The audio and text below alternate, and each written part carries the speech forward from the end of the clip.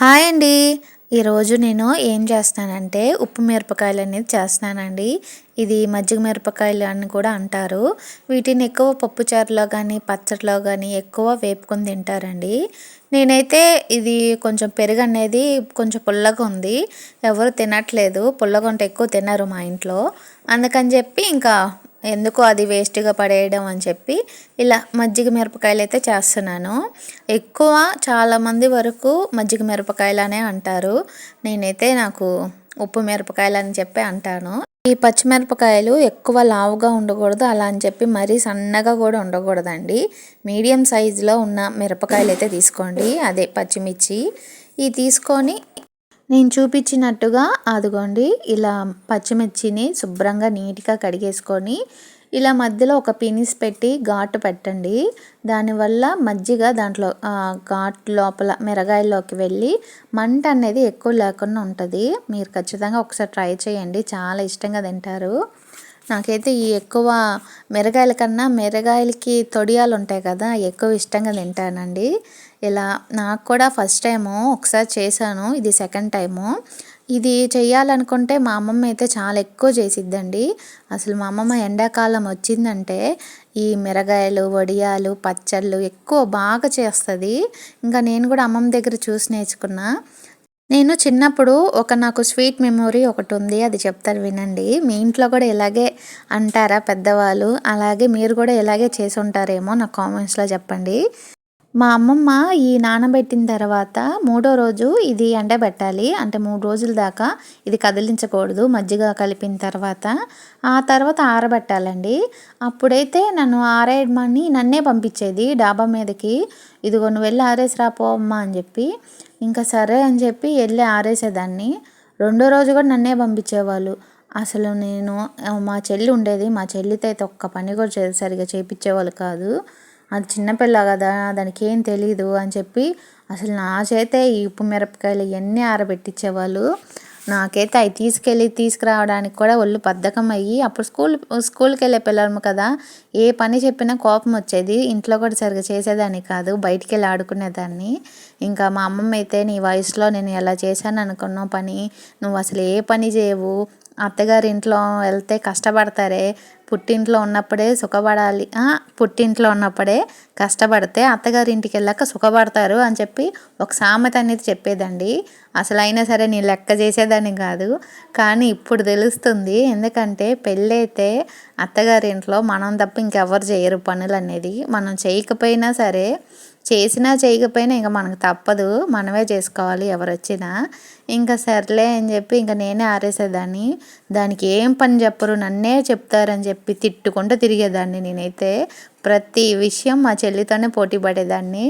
ఇంకా అవన్నీ తలుచుకుంటూ ఉంటే ఒక్కొక్కసారి నవ్వు వచ్చింది. నిజమే కదా, అప్పుడు మనం వినలేదు, ఇప్పుడు వినుంటే బాగుండు అని చెప్పి. ఇంకా అలా అలా కొన్ని విషయాలు తెలుసుకుంటూ ఉంటే మీకు కూడా కొన్ని విషయాలు చెప్తూ ఉంటాను. ఎందుకంటే నా లైఫ్లో అంతా మా అమ్మమ్మ దగ్గర పెరిగాను కాబట్టి మా అమ్మమ్మ చెప్పిన కొన్ని మాటలు కానీ, ఆమె చేసిన కొన్ని ఫుడ్ ఐటమ్స్ కానీ మీకు చూపిస్తానండి. మా అమ్మమ్మ ఎక్కువ స్వీట్ ఐటమ్స్లో మైసూర్ పాక్ అయితే చాలా బాగా చేసిద్దండి. నాకు అమ్మమ్మ చేసినప్పుడైతే మంచి మైసూర్ పాక్ చేస్తుంటే ఇల్లంతా మంచి వాసన వచ్చేది. ఒకసారి నేను కూడా అడిగి నేర్చుకొని మీకు చూపిస్తానండి. అదిగోండి ఇలా మజ్జిగ మిరపకాయలని ఆ పెరుగులో నానబెట్టి ఒక 3 రోజులాగా అలాగే ఉంచేసుకోవాలి. ఇంకా ఈ లోపల తెల్లారేసరికి మా వారు నిమ్మకాయలు తీసుకొచ్చాడు.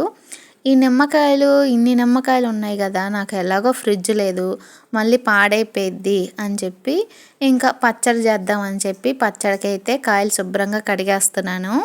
ఈ కాయలన్నీ నీట్గా ఇలా శుభ్రంగా కడిగేసుకొని తుడిచేసుకొని ఆరబెట్టాలి. నాకు అసలు నిమ్మకాయ పచ్చడి అనేది రాదండి.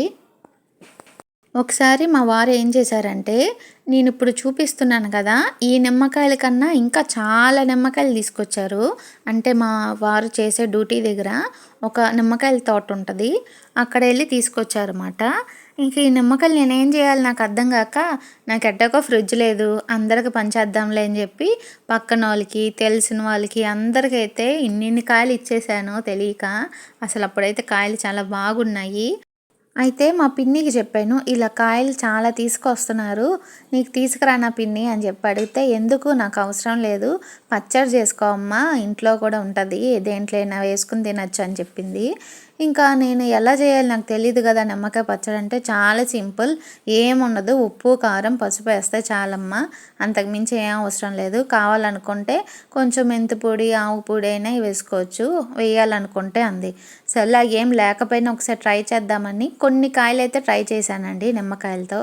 అసలు ఎంత బాగా వచ్చిందంటే నాకు చాలా బాగా నచ్చింది. ఇంకా సరే ఇంకా అప్పుడు చేసిన పచ్చడి మళ్ళీ ఇంకెప్పుడు చేయలేదు. ఇదిగోండి ఇప్పుడు మీకోసం అని చెప్పి ఈ కాయల్ని ఎవరికి ఇవ్వకుండా ఇప్పుడు చేసి చూపిస్తున్నాను. ఇలా నిమ్మకాయల్ని శుభ్రంగా కడిగేసి అవి కొంచెం ఆరబెట్టేసుకోవాలి. వీటిని మనకి ఇష్టం వచ్చిన సైజులో ఇలా నిమ్మకాయ ముక్కలుగా చేసేసుకోవాలి. ఇలా ముక్కలుగా చేసిన తర్వాత ఈ పచ్చడి అనేది ఎక్కువ జ్వరం వచ్చినట్టు ఉండిద్ది కదండి, ఆ టైంలో ఈ ఒక్క చిన్న బద్దేసుకొని తింటే చాలా బాగుంటుంది. అలాగే పెరుగన్నంలో కూడా చాలా బాగుంటుందండి. ఖచ్చితంగా మీరు కూడా నేను చూపించినట్టయితే ట్రై చేయండి. మీరు ఎప్పుడైనా ఇలా నిమ్మకాయ పచ్చడి ఎలా చేస్తారు? నేనైతే మా పిన్ని ఎలా చెప్పిందో అలాగే చేశానండి. నేను ఎక్కువ ఆవు పిండి మెంతిపిండి ఏం వేయలేదు. కొంచెం ఉప్పు పసుపు కొంచెం నిమ్మరసం వేసేసి అలా నానబెట్టేశాను. ఇదిగోండి, నేను మరీ అంత పెద్ద సైజులో కొయ్యలేదు, చిన్న చిన్న ముక్కలుగానే కోసుకున్నా. ఎందుకంటే చిన్నపిల్లలు ఉన్నారు కదా, వాళ్ళు ఎక్కువగా నిమ్మకాయలు, మా పిల్లలైతే అసలు నిమ్మకాయ అయితే కూర్చుని నొట్టి తింటారండి. మీరు నమ్ముతారో నమ్మరో, నేను వంటగదిలో పనిచేస్తూ ఉంటే ఈ నిమ్మకాయలు తెచ్చేసుకొని వాళ్ళే తింటారు, ఏం ఉండదు, ఒట్టి నిమ్మకాయలే తింటారు. మా పిన్నికి చెప్తే వాళ్ళకి రుచులు తెలియవమ్మా, అందుకే ఏది పడితే ఇది తింటారు అని చెప్పి నాకు చెప్పింది. అప్పుడు దాకా నాకేం తెలియదండి నిజంగా. మా జాయ్ అయితే నిమ్మకాయలు చింతపండు ఇంకా ఉప్పు ఏది దొరికితే అది నోట్లో వేసుకుని తింటూ ఉంటాడు. ఇంకా నాకు మా పిన్ని చెప్పింది కానీ అవన్నీ దూరంగా పెట్టాను. ఇదిగోండి, నాకు నచ్చిన సైజులో చిన్న ముక్కలుగా కోసేసుకున్నాను. వీటిలో కొంచెం ఉప్పు వేసుకొని మొత్తం కలబెట్టుకోవాలి. ఇదిగోండి, దానికి సరిపడా ఉప్పు వేసుకొని కొంచెం పసుపు వేసుకొని మొత్తం కలిపేసుకోవాలి. ఇలా కలిపేసుకోవాలి మొత్తం. ఒక గంటి తీసుకొని లేకపోతే ఆ డబ్బాలోనే ఇలా పైకి లేపుతూ ఉండండి, అది మొత్తం కలిసిపోయిద్దండి. పసుపు కొంచెం తక్కువ ఎక్కువ అయిందో నాకు తెలియదు కానీ నేను కొలతలు అయితే వేయలేదు. నాకు వచ్చినట్టు ఉజ్జాయింపు అంటారు కదా, అంటే కొలత తెలియనప్పుడు మామూలుగా ఎంత సరిపోద్దో అలా వేసుకొని తర్వాత వేసుకోవచ్చులే అని చెప్పి అనుకుంటారు. అలా వేసేసాను నేనైతే, కానీ మొత్తం బాగానే సరిపోయింది. ఇంకొక 4 నిమ్మకాయలు పిండేసి పైన రసం అనేది పిండేయాలి. అప్పుడు గ్రేవీ అనేది బాగా వచ్చిద్దండి. అలాగే తొందరగా నిమ్మకాయలు మగ్గిపోతాయి. ఇది కూడా ఒక 3 రోజుల తర్వాత దీంట్లో కారం అనేది కలపాలి. అందాక మూత పెట్టి ఒక మూల పెట్టేయండి. అలాగే ఒంట్లో బాగోలేని ఆడవాళ్ళు మాత్రం ఇలాంటి పనులు అయితే చేయొద్దండి, పచ్చడి అనేది పాడైపోయిద్ది. ఇంకా ఈ లోపల మనకైతే ఉప్పు మిరపకాయలు నానిపోయినాయి కదా, ఇంక ఈ నానిపోయిన ఉప్పు మిరపకాయలని ఎండబెట్టాలి. ఇదిగోండి, నేను చూపించినట్టుగా మిరగాయలు బాగా మజ్జిగలో నానిపోయినాయి. ఇవన్నీ ఇప్పుడు ఎండబెట్టేసుకున్నాం. ఎండబెట్టాలంటే ఎండ రావాలి, మరి నేనేమో చలికాలంలో పెట్టాను, అందుకని చెప్పి ఎక్కడ ఎండ కనబడుతుంటే అక్కడ పెట్టేస్తున్నాను ఇది తీసుకెళ్ళి. ఇంక ఈ లోపలైతే నిమ్మకాయలు కూడా బాగా మగ్గిపోయినాయండి. చూడండి, ఇది ఒక 3 రోజుల తర్వాత దీంట్లో ఇప్పుడు మనం పచ్చికారం అనేది కలిపేసుకుంటున్నాను. మీకు వీలుంటే కనుక ఆవు పిండి మెంతిపిండి కూడా కలుపుకోవచ్చు, నేనైతే ఏం కలపట్లేదు, ఇలాగే వేసేసుకొని ఇంకా మాగబెట్టేసుకుంటున్నాను. చూసారు కదా ఎంత కమ్మగా ఉందో పచ్చడి చూడడానికి. ఇంక ఈ లోపల ఉప్పు మిరపకాయలు కూడా అయిపోయినాయండి, మజ్జిగ మిరపకాయలు, ఇంకా మజ్జిగ మిరపకాయలు అలాగే నిమ్మకాయ పచ్చడి కూడా చూసారు కదా ఎలా బాగుందో, అసలు చూస్తుంటేనే మంచి వాసన వస్తుందండి.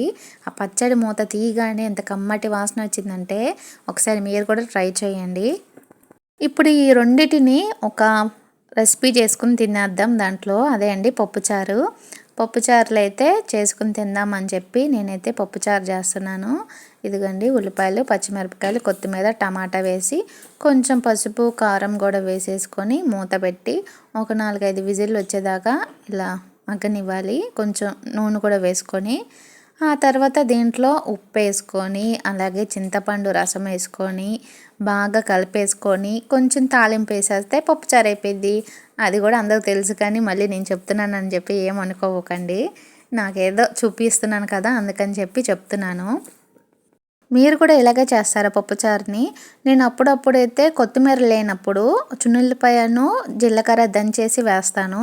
అప్పుడు కూడా బాగా ఫ్లేవర్ అనేది బాగుంటుందండి. ఒకసారి ట్రై చేయండి. ఇదిగోండి, పప్పు ఇలా పొంగుతున్నప్పుడే రుచి అనేది ఎక్కువ వస్తుంది. ఇలా ఒకసారి ట్రై చేయండి. ఇప్పుడు వేడివేడి అన్నంలో మనం పప్పుచారు వేసుకొని, అలాగే 4-5 రోజులు కష్టపడి చేసుకున్న ఉప్పు మిరపకాయలు నిమ్మకాయ పచ్చడితో వేస్తే ఒక ముద్ద తినేద్దాం. ఇదిగోండి చూడండి, నాకు తొడియాలైతే చాలా ఇష్టం అండి. ఉప్పు మిరపకాయల్లో పప్పుచారులో వేసుకొని తిన్నాను కదా, ఇప్పుడు పెరుగన్నంలో నిమ్మకాయ బద్దేసుకొని తింటే అసలు ఎంత బాగుంటుందంటే పుల్ల పుల్లగా చాలా బాగుంటుంది. నేను ఇది తింటా ఉన్నా, పిల్లలకని చెప్పి అప్పడంలు కూడా వేపుకున్నాను. అయితే వాళ్ళు తినకుండా మమ్మీ ఇదిగో తీసుకో నువ్వు నీకు కూడా అని చెప్పి నాకు వేసేసారు. ఇంకా నిమ్మకాయ పచ్చడితో ఒక ముద్ద పెరుగన్నం తినేసి, నిమ్మకాయ అయితే చాలా బాగా మగ్గిందండి. ఒకసారి మీరు కూడా ఈ పచ్చడి అనేది ట్రై చేయండి. ఏం లేదండి, కొంచెం ఉప్పు పసుపు వేసుకొని నానబెట్టేసుకొని అలాగే కొంచెం కారం వేసేసుకోండి, అయిపోద్ది. ఈ వీడియో నచ్చితే లైక్ చేసి షేర్ చేసి సబ్స్క్రైబ్ చేయండి.